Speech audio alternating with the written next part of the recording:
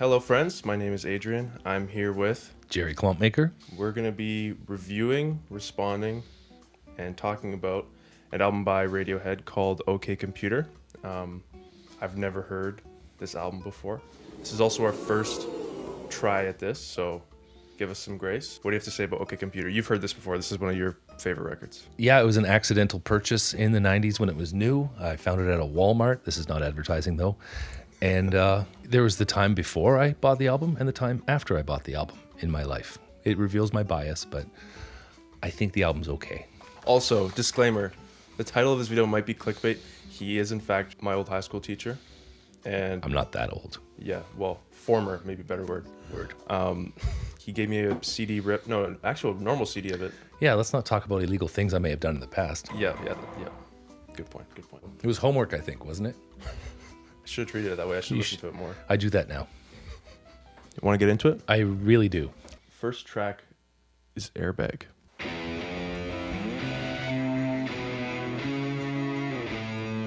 This is heavier than I thought it would be. It's a good start, right? Yeah. You're right into it.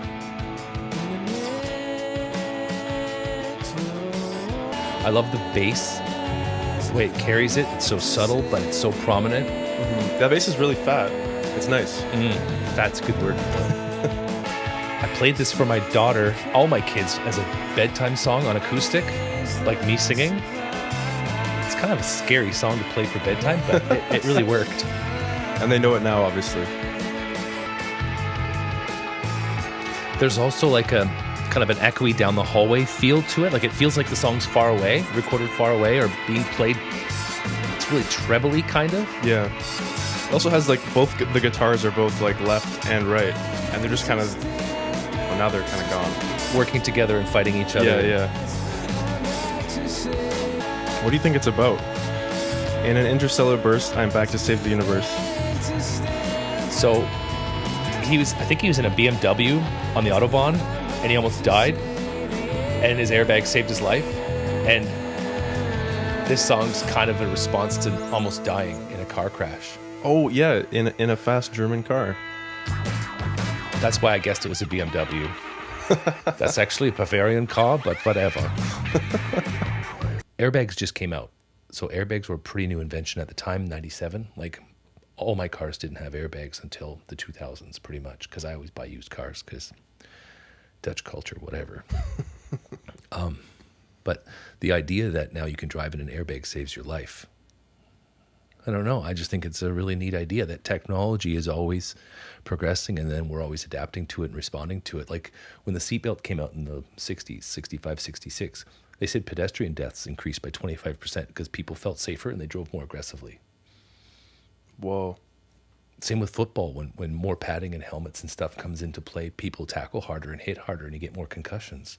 Like, we're always adapting to our inventions. That's what I like about Radiohead. They remind you of that stuff. Eerie start to the album, I would say. It's eerie track. Yeah. Very eerie. But it pulls you in. Yeah, it's luring you into that hallway. Oh, wow. Creepy. Right? With candy. So this is Paranoid Android.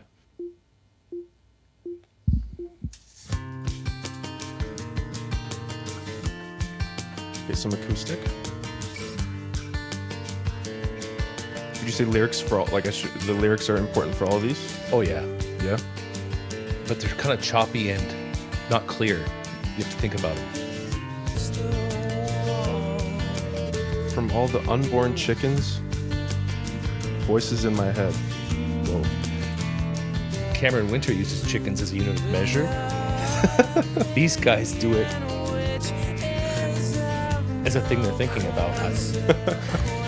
I like the instrumentation in this one. It's more subtle. Yeah. And the percussion is really great. Lots of Phil Selway is their drummer. He's awesome. Wait, is it a 3-piece? They're a 4-piece. Yeah. Oh, that's great. It's so great. That little delay on the snare, it hits like twice. It's so nice.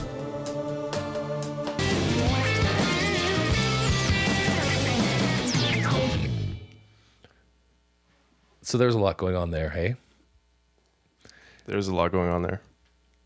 That's Yeah. like tons of different sections in that one. you can't really, one of the mistakes we're making right now is we're not looking at the album art. The album art kind of really helps ground you in their ethos or the vibe of the album. There's like a lot of technical drawings of like tubes and like weird blue colors and typewriter font all over the place. Like it's almost like now is confusing, 1997, just before the 2000s. It's a confusing time. Things are changing. Things are weird. Look around you. I feel like that's Gucci little piggy. Like there's this I read that. overconsumption idea. And they were like against the suburbs too. They're like, look at what we're doing. We're building fake arterial communities outside of the downtown just so you can get away from the downtown. Like they were saying everything we're doing is a choice right now, and we're not really thinking about it. We're just born into it and then moving into it. So I think they were trying to be a conscience maybe or something. I don't know. But Do you think people like read into that? eventually I did, like as I got older, but it was already in my brain, those songs. So then I was kind of like ready, because there's always people talking about what these songs are about. And yeah, I think they plant a bit of a seed of what's going on. Now the next song, Subterranean, Homesick, Alien, is a play on a Bob Dylan song. You know, the one where he's dropping all the signs in that video? I know that this is a nod to Dylan in some way. So we'll move on to track 3, which is Subterranean, Homesick, Alien. All right. I know you like the drumming already. I do like the drumming. It's so spacey. Boy, you pick up stuff quick. They're going to talk about space. Oh, I guess Alien, yeah. You are locked in. It's so dense, you know? Dense. But it also feels like light at the same time. And like the panning is crazy. Like it's such attention to detail. It's nuts. I feel like this album has shaped me as a person. All of Radiohead's work. It's not that I'm a musician or anything, but I play for my children and around the campfire. Well, that's something for sure. I think that's my favorite one. Aw. I think so far that's my favorite one. I mean, it's more. I don't want to say monotone. It's less changes throughout. But I think like I'm just a sucker for the softer, and I like the electric piano a lot and the guitar. All right, so this is track 4, exit music for a film. We escape. This is really nice. We escape. Great chords. I play this one all the time.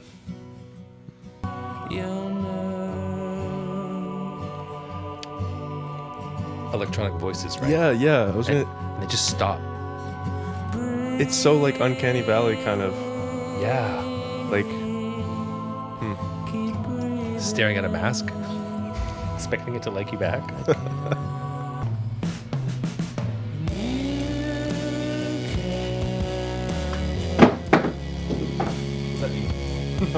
Can never trust command strip, guys. It fell off because of the drop. The drums came in. Yeah, they did. And the bass. Yeah, it's all like this. It all feels like eerie.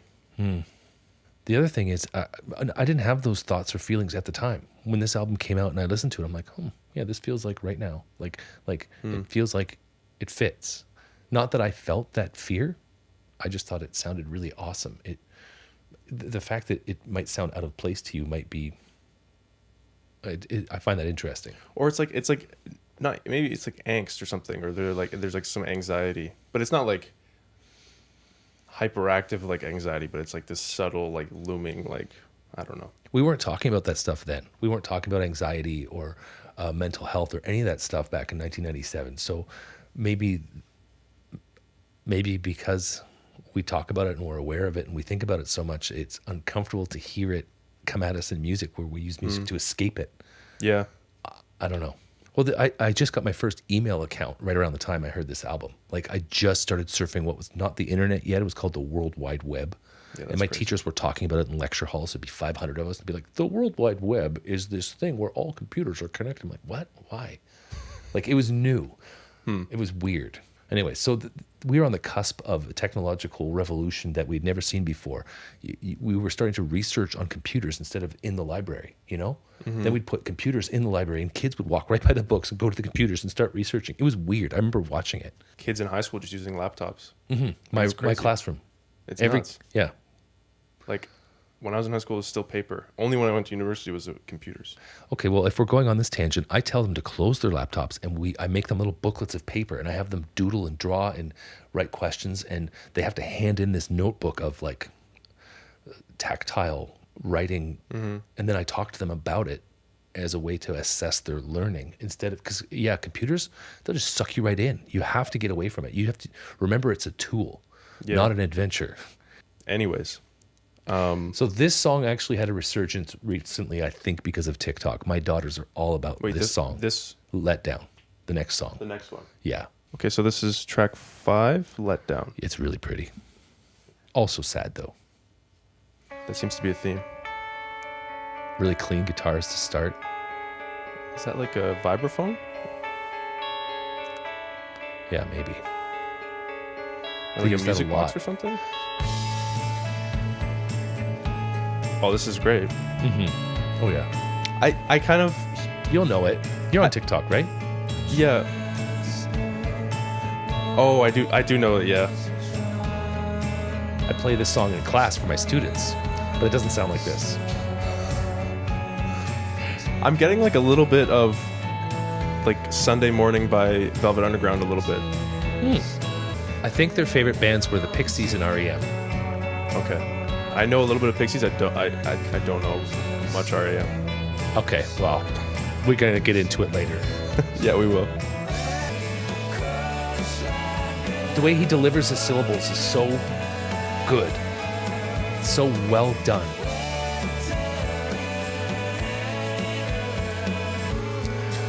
I think this one might be my favorite now. You haven't heard the best part yet. It gets really crazy in a minute. All right. Yeah, it's giving you a message of hope. And it's really powerful. I think this is why TikTok loved it. It's not anxious at all. Yeah, this one has like a different feel than the rest. I'm not telling you stop. I'm sorry.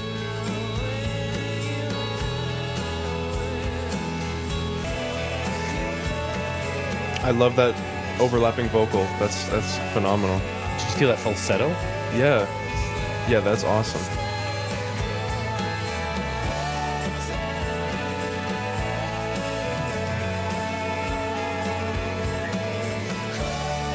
This is The way they blended that. the transition out from the bridge was also just such a nice clean cut. Right back to it.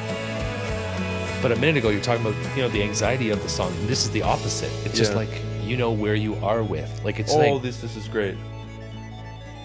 This is great. Wow. and your acoustic. Yeah.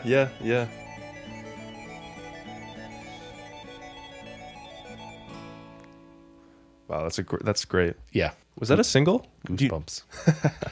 I don't know. I don't think it was a single.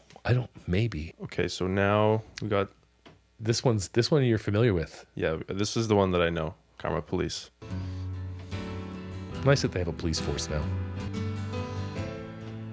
This song really played well with everybody, right? When it came out, this was like, oh, I can get into this. Yeah, it has those powerful piano chords at the beginning. Feels safe. Yeah.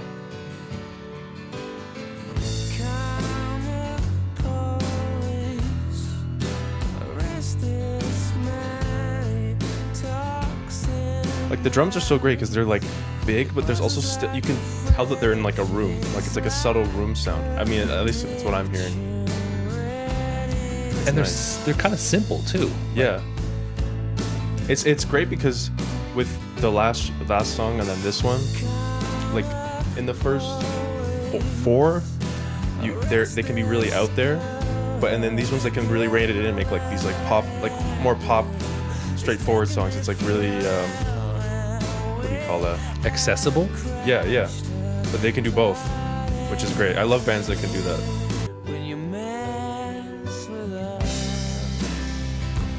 And everyone likes a good comeuppance, right? This is what you get.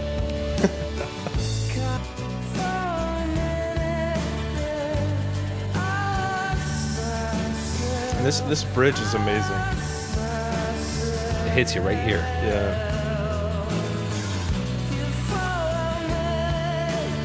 He feels like one of us. Like he's so vulnerable with his lyrics. He's so like, yeah, he's one of us. Is there a lot to say about that track? I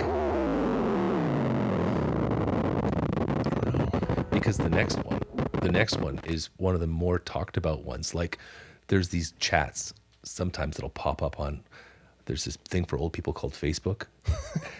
and I'm part of the Radiohead fans page on Facebook just because I find it interesting and they tell me new things that are happening, whatever. And this song comes up as, is this the least favorite song of Radiohead? It's, this one or Morning Bell are two songs that are cited as like, these aren't great songs that people say. I love it. Mm-hmm. The next song, it's more like a poem said by a Stephen Hawking-esque voice. You'll hear it in a minute. Even though this is the least poppy song, this thing that comes up next is kind of like, this is what it's all about. 7, Fitter, Happier. No more microwave dinners and saturated fats. A patient better driver, a safer car, baby smiling in backseat, sleeping well, no bad dreams, no paranoia. The instruments make it that much more sad. At a better pace, It's like dystopian. more calculated. The piano and then that weird... Escape. Now Yeah. self-employed, And you also have like the voice in the right ear, like the an empowered and the informed background. member of That's the only way I could sell it to you, was like, this is the warning. The whole album is this like flowery, fun little story about who we are right now.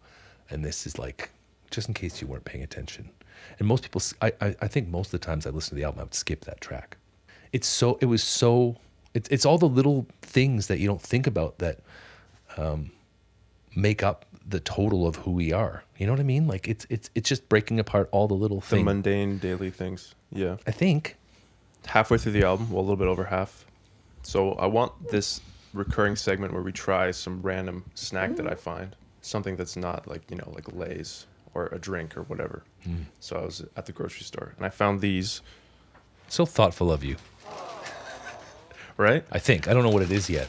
They're called Masala Munch. Oh, okay. So They look like a Cheetos type scenario. Made in Canada. Hashtag elbows up, hashtag Canada strong. is this because I'm from Brampton? It's Because I love Indian food, and the best Indian food, in my opinion, is in Brampton, I think. What's your favorite Indian dish? Goat karahi? I don't even know what that is. It's goat. And then like there's these big peppers and there's a sauce. And That sounds good. And then I eat it with naan. Oh, thank you. Did you purposely pick something super crunchy? No, I didn't even think of that. Maybe for the ASMR, yeah.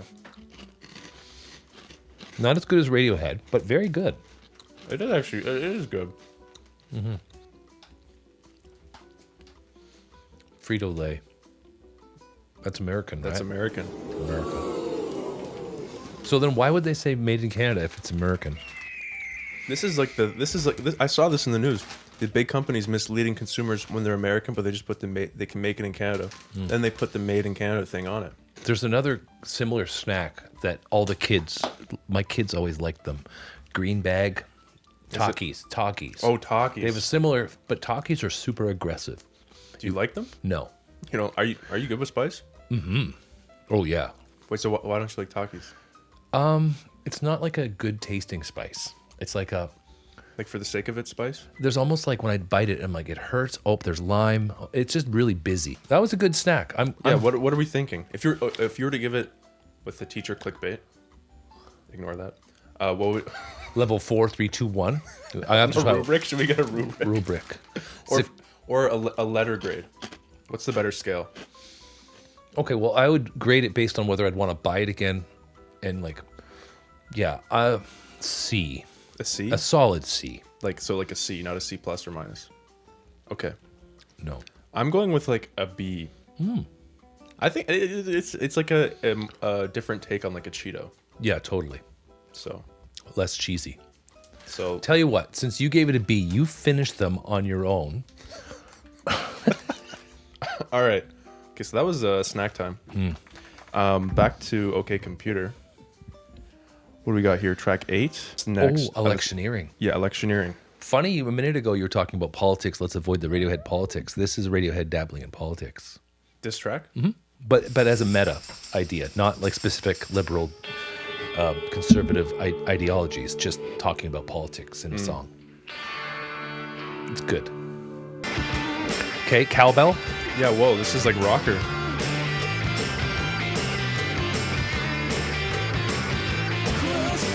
It's a really strong response to the last track, which was that robot poem. Oh yeah, I guess since we stopped, the flow would be that much more... Like this really hits when you listen to it.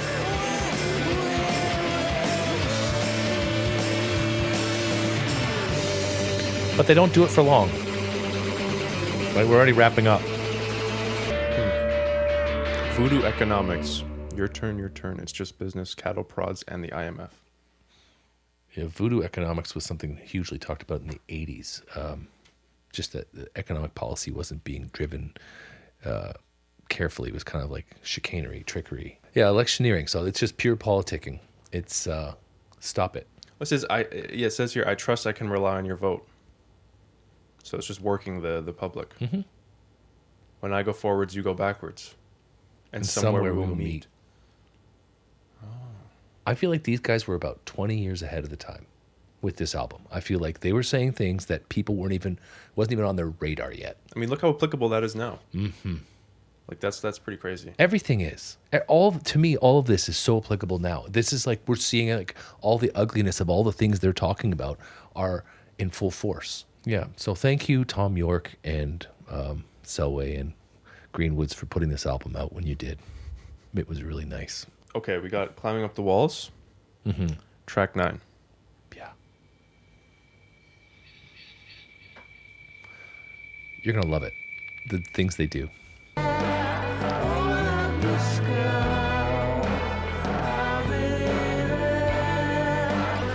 Not to interrupt the song, but I used to do this when I was 18. Listen to a whole album end to end.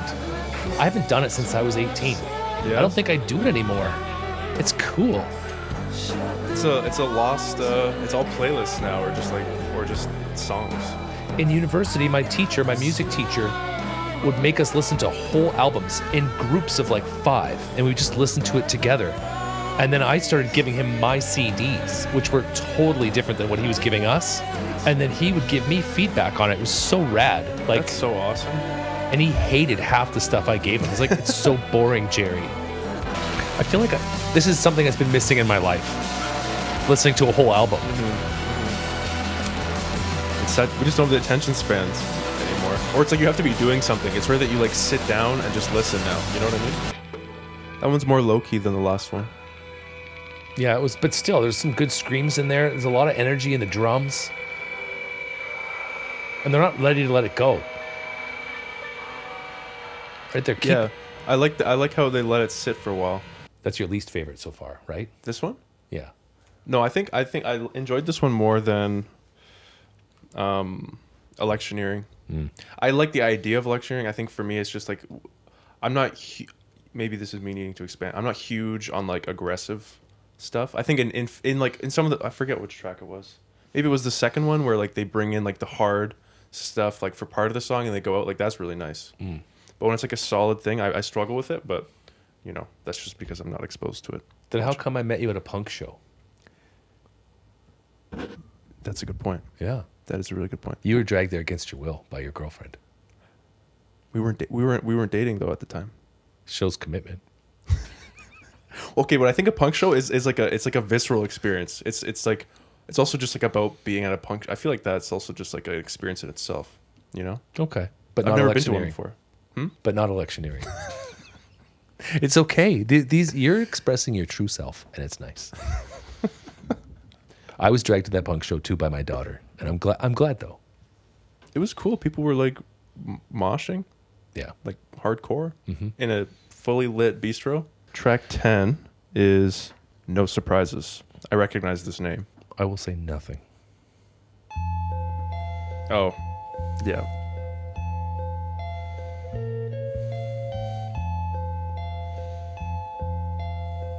In a way, this feels like the ultimate circle back to all the other stuff that's happened before. There's a Lyrically? whole- Or- yeah. I love the chime or whatever that is. Like this part. They use it so much. Yeah, it's great. This song feels like the antidote to all the things they're complaining about before. Like in a hopeful way. Yeah, to me. Like this song motivated me to live a better life. I feel like the feeling of the song is, it's like this, it's still kind of sad, but it's like not like gloom sad. It's like bittersweet to me. I don't know. Are you aware of what's going on in your life, Jerry? Are you aware? Such a catchy riff. Super easy to play on guitar if you ever want to play it for your kids as a bedtime song. Is this one of them as well? Sometimes one of my daughters, the youngest, will say, "Dad, this is a little dark." But I think the hopefulness is like, here's the situation. You're living in this situation that you don't like. Change it. Change it. Not by dying, but just move past all this stuff and analyze your life and try to find a way that works. Find your flow. Find your rhythm. Live out your authentic life. Don't just work in a job that you hate and live a life that you don't like. Find a way to make it work. That's what you've got. 80 years to do it. So do it. Oh, that's what I love about this album. It sets up the problem. It shows what's going on that's wrong. It's making you aware. It's locking you into the situation, and it's asking you to make choices that will lead you to a better place. Track 11 is Lucky. Oh, great song. All right. And then the next one's The Tourist, right? Yeah, that's the last one. Oh man, we're in 1-2 punch. good stuff.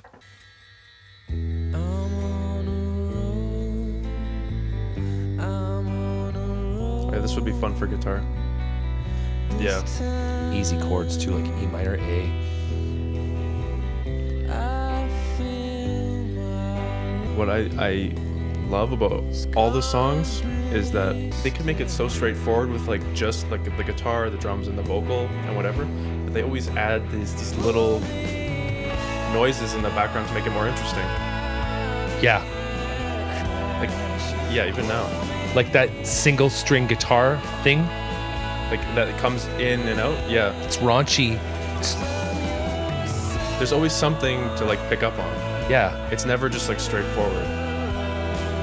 they're just as much about the arrangement as they are about the vocals, Yeah, yeah. and they work together so well. The bass here is great. This is almost religious in a way. I don't know. It's spiritual. I can feel that for sure. Yeah, I'm so glad I'm listening to this again.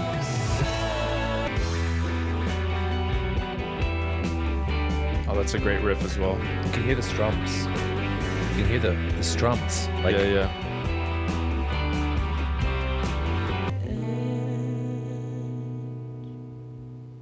that song haunted me. Yeah. Yeah. So what'd you think of Lucky? I liked it. I liked it. I think I love how like they go into these different sections, and there's always like I was saying, there's always something new. Like at the end there, you have like that strumming, but you also have like that guitar that's just like making noise in like the left ear to like add something to it. Like a lead, kind of, but it's Yeah. rhythm. Yeah, it's like strange, but like cool. I don't know why I put off listening to them for so long. I'm glad you did. Now, with Lucky, it's about a plane crash, an air crash. Pull me out of the air crash, pull me out of the edge. I'm your superhero, leave me standing on the edge. The first song is Airbag. He's in a car crash. So there's this, I don't know, this album is almost like, it's like a point in his life. There's a traumatic thing. Like this album represents something traumatic in the middle. And there's the before and then there's the after, I think. I don't know. That's what it feels like to me. Now, the song, the Tourist, I think the next one that's coming up, I think it places us as a tourist in our own life, but I'm not sure. Like as like a third person viewing sort of thing. Maybe. It's really pretty. Okay, and this is the closer. This is the closer. All right. Thanks for joining us on this album, folks. Yeah, this If has you're been still great. here. All right, we got track 12, The Tourist.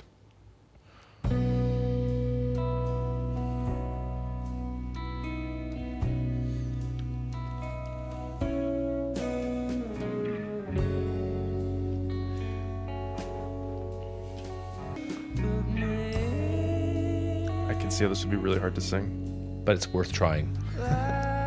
It feels so good to sing this. He just goes so easily to that falsetto. It's a good ending to the album, though, right? It is. Kind It's of a pulls it all cathartic together. ending.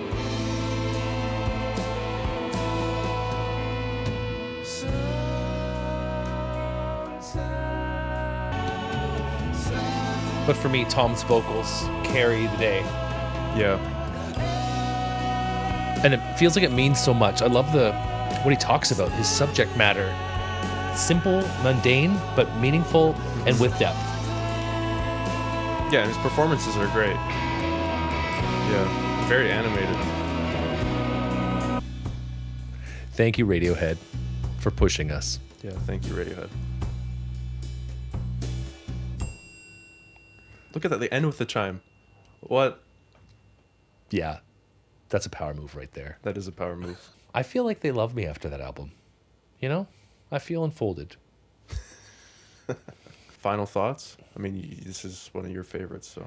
To care that much about your audience that you put all that together with all that thought and all that, and they really like, come on, figure out your life and live it. Like, to me, that's beware of what's going on. Changes are happening. People are tricking you. Live the best life. That's what the album says to me. Computers are coming. They're coming. And you know, for you and me, they're here. 1929, the first movie comes out with Robot, Metropolis. That's the first time Robot ever. Metropolis, Yeah. And from there, technology's always been the scary thing, right? Like AI right now, almost 100 years after Metropolis. Yep. That's crazy, actually. And I play with AI every day, and I really like it. But you have to always remember these things are a tool, and what's beautiful is the human experience. It has to bring out the human experience. That's what's really important. Good choice for our first album. Yeah. Yeah. Well, okay, if you're going to give a letter grade. This is my favorite album. So if I was on a desert island, this would be the album. So Hands is that down. like A+? Oh, yeah. Level 4. Have you seen those charts where they do like S, and then A? S is like S tier, is like the best of the best. No, this is new to me. Well, people do these like ranking charts where they do like S is like, I don't even know what it stands for, but it's like above A, and then it's A, B, C, D. Oh, so S is like superior, like Yeah. above A. Yeah. Yeah, I Would feel this like be S for you? I think so. I don't, but I could hear something that makes me think it's better than this. So then I'd have to. You could have more than one S though. That's true. It's not based on a curve. It's on its own. Yeah, this to me is an S. I knew it. I knew it right away when people I didn't even know very well were breaking into my apartment and taking this album and saying, "I'm borrowing this, Jerry. What's your name?" I knew there's something special. You know what I mean? Yeah, yeah. This album actually. I don't know if you have it too, but you'll hear an album, and then every time you hear it, you're taken right back to where for sure. the smell, the sight, the light levels that I was living in Iowa at the time in the Midwest, and the sky was so big and the light was so clear. It was such a weird place to be, but that's where I first heard this album. So every time I hear it, I'm back in Iowa, in the Midwest with the big sky and the weird culture. What do you think? I think I would give it like an A-. Really? That's pretty high for first That is listen. pretty high. Because I think there's so much, well, first thing being I need to listen to it more because I feel like it's one of those albums you can't just like it's not super straightforward where you can just get it off of one listen. Yeah, I think an A- is fair. That may change, who knows? Maybe I'll listen to it again and hate it. I doubt that very highly. Yeah, me too. Was it Electioneering, basically the speed bump that kind of changed your feeling for it? I mean, that is the one that stood out. Like I would take the poem, the Happier, which Fitter, Happier? I would take that one over that one. Yeah. I Wow. would. I don't know. I probably agree with you. Okay, well, that was the first one. Thanks for watching, everyone. It's been great. Thank All right. you.